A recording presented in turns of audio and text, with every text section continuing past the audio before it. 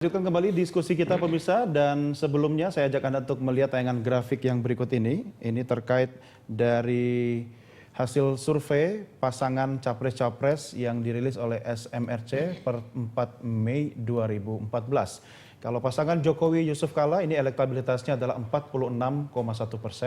Sementara untuk pasangan Prabowo dan Hatta Rajasa ini ada di 28,5%.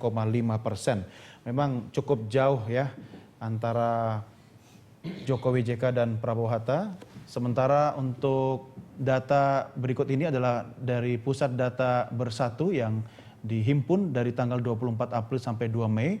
Terdapat memang cukup signifikan perbedaan antara pasangan Jokowi JK dan Prabowo Hatta terkait elektabilitas. Yang diraih Jokowi JK adalah 28,4%, sementara Prabowo Hatta di 7,1%.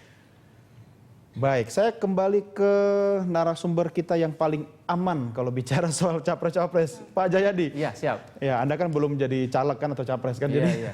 sebenarnya seberapa besar sih faktor kekuatan figur capres dan cawapres itu ketika digabung jadi satu? Atau sebenarnya figur capres lebih dominan dibanding figur cawapres kalau kita petakan dari kedua pasang capres-cawapres ini? Ya. Jadi dari berbagai simulasi itu tampak bahwa figur capres yang paling penting. Capres ya? Figur capres. Figur cawapres itu bisa menaikkan atau menurunkan suara pasangan itu sekitar 1-2%. Kemudian memperbesar. Tidak terlalu signifikan artinya? Tidak terlalu jauh. Kemudian memperbesar gap antara antar lawan itu sekitar 1-2% juga. Artinya cawapres sebetulnya, tetapi kalau cawapresnya bermasalah, nah itu bisa menurunkan jauh. Atau cawapresnya sangat tidak populer misalnya, itu juga bisa menurunkan cukup tapi jauh. kan dua cawapres yang diusung ini kan memang sama-sama dikenal publik kan? Betul. Ya, tapi apakah memang disebutkan dikenal publik itu menjadi jaminan bahwa elektabilitasnya berdua ini akan otomatis terdongkrak atau bagaimana? Tidak, karena popularitas atau dikenalan publik itu kemudian harus diterjemahkan dulu menjadi tingkat penerimaan masyarakat, akseptabilitas begitu. Sebagai contoh ya, Pak Abu Rizal Bakri itu kan popularitasnya sudah 90-an%. Iya, dikenal. Tetapi akseptabilitasnya cuma 60%. Berbeda dengan Prabowo dan Jokowi yang akseptabilitasnya di atas 80%. Itu kemudian yang menentukan apakah elektabilitasnya menjadi tinggi atau tidak.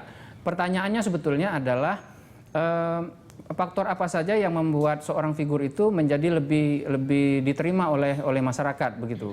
Nah, kita bisa melakukan assessment secara kualitatif. Misalnya pada soal kualitas personal ya. Bagaimana mengukurnya nih Pak? Ya, kita menanyakan kepada masyarakat, ada surveinya itu, kepada masyarakat kualitas presiden macam apa atau kualitas figur macam apa yang menurut masyarakat itu cocok untuk menjadi presiden pada saat ini. Maka yang mengemuka adalah 5 kualitas. Apa itu? Kualitas pertama adalah kualitas yang dianggap jujur atau amanah. Ini persepsi ya, persepsi masyarakat terhadap calon. Jujur dan amanah. Yang kedua adalah peduli kepada rakyat. Yang ketiga adalah kemampuan memimpin, yang keempat adalah tegas, dan yang kelima berwibawa. Nah, masyarakat yang menginginkan 1, 2, 3, ya artinya jujur, amanah, kemudian ini skala prioritasnya berarti urutannya? Tidak. Jadi urutannya begitu betul. Jadi paling tinggi urutannya adalah di jujur amanah, itu 44% masyarakat menginginkan seperti itu. Kemudian yang kedua itu soal peduli pada rakyat, itu sekitar 28%. Kemudian yang berikutnya 12%, ya, soal kemampuan memimpin, kemudian soal tegas itu 9%, kemudian soal berwibawa itu sekitar 3%. Kalau saya kaitkan dengan hasil survei SMRC, Pak Jayadi, artinya memang kalau kita bicara jujur peduli pemimpin itu, apakah memang benar terrepresentasikan dengan tingginya angka pasangan Jokowi Kala? Betul. Jadi dari sisi asesmen kualitas ini, maka masyarakat menganggap bahwa aspek 1, 2, 3, jujur, amanah, kemudian peduli rakyat dan kemampuan memimpin itu lebih tinggi skornya untuk pasangan Jokowi Kala. Tetapi yang sisi tegas dan berwibawa itu yang unggul adalah sisi Prabowo. Nah, sekarang itu tinggal bagaimana dua pasangan ini dalam kampanye ke depan itu mengunggulkan masing-masing. Jadi artinya mungkin dalam sisi Jokowi Yusuf Kala itu harus tegas dan mencoba berwibawa, mengeksploitasi soal-soal yang terkait dengan 1, 2, 3 sambil kemudian mencoba meningkatkan kemampuan mereka persepsi mereka di bidang begitu juga tegas. pasangan sebaliknya. Tapi Pak Jayadi begini, apakah dengan waktu yang semakin mepet ini momentum itu bisa dimanfaatkan oleh kedua pasang capres-cawapres itu untuk merubah atau mempertahankan persepsi publik sekarang ini? Hampir seluruh lembaga survei yang melakukan survei selama sekitar 3 bulan terakhir itu melihat kecenderungan Prabowo naik. Nah, terutama sebulan terakhir itu pasca pemilu ya, itu terlihat kenaikan Prabowo yang cukup signifikan. Nah, salah satu analisis yang bisa kita berikan adalah karena sejak sebulan terakhir dalam berbagai penampilannya Prabowo versus Jokowi, maka yang lebih tampak mengemuka dalam pembicaraan di sosial media, dalam pembicaraan di media massa yang umum seperti televisi, koran dan sebagainya, aspek tegas dan berwibawa itu tampak lebih mengemuka. Nah, itu mungkin itu bisa dikaitkan dengan aspek kenaikan elektabilitas Prabowo selama sebulan terakhir. Artinya mengeksploitasi atau mengkapitalisasi aspek-aspek kualitas leadership yang dipersepsi masyarakat sebagai penting itu kalau digunakan dengan benar oleh calon itu bisa meningkatkan elektabilitas atau mempertahankan tingkat elektabilitas yang mereka miliki. Ya, ini semakin menarik, Mbak Rike. Artinya mesin partai sekarang ditantang untuk berjuang bagaimana seperti kalau kita terjemahkan hasil riset tadi bahwa yang sudah angkanya oke ini harus dipertahankan. Tapi kan waktu yang cukup singkat ini pendek bisa juga membuat orang berubah ini kan bagaimana upaya partai? Jadi menurut saya juga penting untuk mengatakan kepada publik mengenai persepsi bahwa tegas berwibawa itu tidak bisa dilihat dari postur tubuh dan cara berbicara yang keras kita sudah keras sama tegas beda ya? Punya pengalaman cukup pahit pada 2 periode kemarin menganggap bahwa ini tegas berwibawa. Tapi kemudian pada titik tertentu misalnya pada kasus yang TKI saja dipancung gitu kan juga tidak ada keputusan-keputusan yang memperlihatkan ketegasan. Jadi menurut saya yakin rakyat Indonesia sekarang sudah cerdas. Tidak akan lagi menilai seseorang itu tegas berwibawa dari cara bicara atau fisik. Tetapi memang dari keputusan-keputusan dan langkah-langkah politik yang diambil cepat, tegas gitu ya, dan bagaimana kita melihat memang sudah terbukti dengan beberapa kinerja di Solo dan juga di DKI Jakarta. Ini bukan janji, tapi publik juga bisa melihat bagaimana ketegasannya ketika ada orang yang main-main gitu ya dalam urusan-urusan keputusan terhadap rakyat. Kebetulan saya juga cukup dekat dengan Pak Jokowi.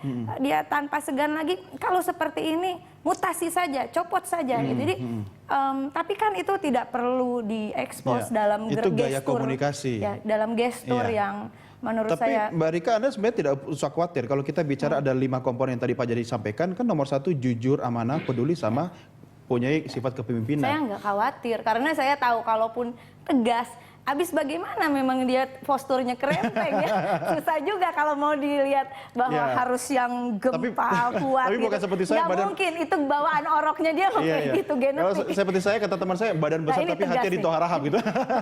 Oke, Pak Armani, ini bagaimana menjawab tantangan juga bahwa sebenarnya peluang Pak Prabowo dengan Pak Hatta ini kan kombinasi yang memang oke. Tapi waktu yang sangat singkat ini mungkin saling sikut. Kalau boleh saya pinjam kata saling sikut antara Jokowi Kala dengan Prabowo Hatta, karena 5 komponen tadi itu ternyata yang menjadi indikator utama rakyat memilih pemimpinnya. Ya, sebenarnya pilihan yang akan dipilih, diambil oleh masyarakat, oleh rakyat itu kan saya kira kembali kepada final ya dari sebuah kepemimpinan, yaitu apa? Saya kira ketegasan, ketegasan untuk melakukan atau mengeksekusi sebuah kebijakan. Dalam hal saya kira dari awal pertama sebuah proses pengambilan kebijakan yang paling inti adalah ketegasan. Nah, saya kira saya sepakat sama Mas Jayadi, memang dari hari ke hari masyarakat yang mulai memahami, mulai sadar bahwa memang faktor ketegasan ini penting sekali dari sebuah kepemimpinan, karena persoalan kemandirian bangsa, ya kita bicara masalah buruh misalnya, bicara masalah produktivitas di berbagai bidang, berbagai sektor. Saya kira tinggal satu hal saja, keberanian, ya, keberanian kepemimpinan kita untuk terus betul-betul menegaskan bahwa ini penting bagi rakyat, bagi kesejahteraan rakyat. Dan itu sekarang rakyat melihat dari hari ke hari, survei juga membuktikan ada angka kenaikan yang signifikan. Misalnya dari P3 sendiri memang kemarin ada dinamika, tetapi sekarang sudah sepakat bulat ke Pak Prabowo. Sudah solid semua? Ya, semua ulama. Saya katakan bahwa teman-teman dari Nahdlatul Ulama tidak benar kalau dikatakan tidak ada dukungan. Ketua NU-nya sendiri juga mendukung Prabowo. Ya. Tapi Saya kira, NU juga ada di PKB saya kira yang betul.